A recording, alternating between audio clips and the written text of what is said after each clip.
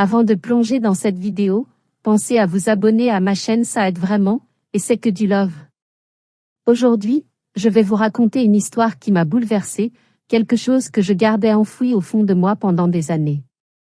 Je m'appelle Sylvie, et pendant longtemps, j'ai cru que ma vie était parfaite. De l'extérieur, tout semblait nickel, un mariage stable, une belle maison, une routine rassurante.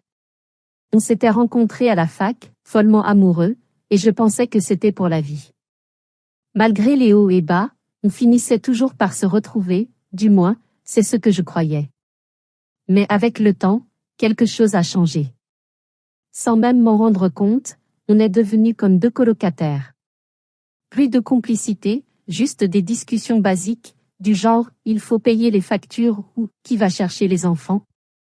Moi, je faisais ce qu'on attendait de moi, la femme parfaite, la mère exemplaire.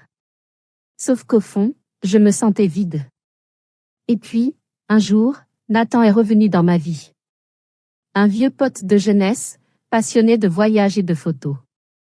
Au début, c'était juste des messages pour prendre des nouvelles, des souvenirs d'anciennes anecdotes. Rien de grave, hein? Mais petit à petit, ces discussions sont devenues plus rares, sauf que, moi, je commençais à sourire en voyant son nom sur mon téléphone. Pour la première fois depuis des années, je me sentais plus qu'une simple épouse ou mère. Avec lui, je redevenais moi. Un projet photo qu'il m'a proposé m'a remué le cœur, et je me suis surprise à attendre ses messages avec impatience. Un soir, alors qu'on parlait de tout et de rien, comme deux potes, quelque chose a craqué en moi. Quand il m'a demandé « Tu es heureuse ?», j'ai réalisé que je faisais juste semblant depuis trop longtemps. Et là, sans prévenir, on s'est mis à se voir tous les jours. Au début, je me disais qu'il n'y avait rien de mal à cette amitié. Juste des retrouvailles entre vieux potes, rien de plus.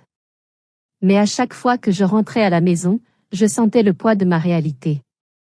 Daniel, mon mari, était là, dans le salon, et moi, je scrollais mon téléphone en espérant qu'il ne remarque rien. Je faisais semblant de m'occuper, mais dans ma tête, c'était le bordel. Un soir, Nathan m'a envoyé un message. Une simple photo, un détail, mais ça a tout déclenché. Entre nous, c'était comme si tout était dit sans mots. Tu mérites d'être heureuse. Cette phrase, elle m'a frappée. Parce que ce soir-là, en regardant mon mari, j'ai compris qu'on ne s'aimait plus. On partageait juste une vie, comme deux étrangers sous le même toit. Et là, j'ai pris une décision. Peut-être la bonne, peut-être pas, mais j'ai arrêté de me mentir. Après cette soirée, quelque chose en moi a changé. Je ne pouvais plus faire comme si Nathan n'était qu'un pote. Ça faisait trop longtemps que je refoulais ce que je ressentais. Les jours ont passé, et on s'est vu de plus en plus. Des déjeuners au parc, des heures perdues à discuter. Avec lui, je me sentais vivante, comme si je rattrapais des années de silence. Mais plus je me rapprochais de Nathan, plus la distance avec Daniel grandissait.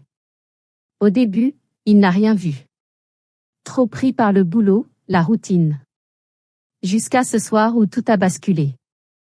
J'étais dans la cuisine, perdue dans mes pensées, quand Daniel m'a regardé et m'a dit « Ça fait un moment que tu n'es plus là ». J'ai fait mine de ne pas comprendre, mais il avait raison. J'étais ailleurs. Il a essayé de me parler, de comprendre. C'est quoi ce changement? Mais comment lui expliquer?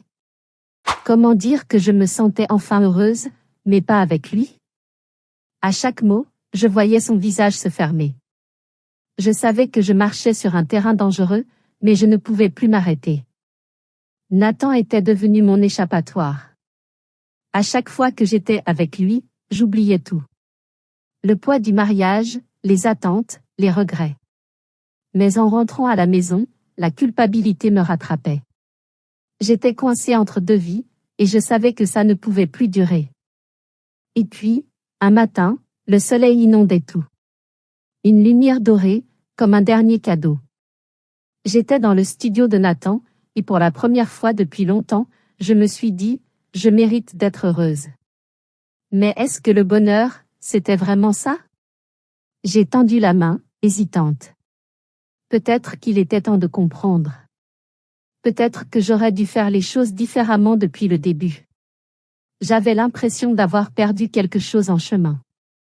Quelque chose qui m'attendait, mais que je n'arrivais plus à saisir. Nathan m'a regardé, et dans sa voix, il y avait cet espoir, mais aussi une question. Une attente. Moi, je fixais le vide, incapable de parler. Ce n'était pas sa voix qui me bloquait. C'était la mienne. Qu'est-ce que tu veux vraiment? La question tournait dans ma tête depuis des semaines. Et là, dans ce silence, tout est devenu clair. Je ne pouvais plus mentir. Ni à lui, ni à moi. Mais rentrer à la maison, c'était affronter Daniel. Ce soir-là, quand j'ai poussé la porte, il était là, dans le salon. Son expression, ce n'était pas de la colère. C'était pire. Une tristesse froide, comme s'il savait déjà. J'ai senti mon cœur se serrer, mes mains trembler. L'espace entre nous n'avait jamais paru aussi grand. Tu étais avec lui, hein? Sa voix était coupante. Pas de cris, pas de larmes. Juste une vérité qui pesait lourd. J'ai voulu répondre, mais les mots restaient coincés. Qu'est-ce que je pouvais dire? Oui. Je suis désolé, astérisque. C'est fini? Il a secoué la tête, comme s'il refusait d'entendre. Depuis combien de temps tu me mens? J'ai fermé les yeux. La réponse, je la connaissais. Depuis trop longtemps. Depuis que j'avais cessé d'être moi-même. Quand je les ai rouverts, son regard m'a transpercé. Pas de rage, pas de reproche. Juste une certitude. C'est terminé, hein? Je n'ai pas eu besoin de répondre. Dans ce silence, tout était dit. Cette nuit-là, j'ai réalisé une chose, parfois, on croit chercher le bonheur ailleurs, alors qu'en réalité, on fuit juste ce qu'on ne veut plus affronter. Et ce jour-là, j'ai perdu 2 hommes. L'un parce que je l'aimais trop pour le garder dans le mensonge. L'autre, parce que je ne l'avais jamais vraiment aimé comme il le méritait.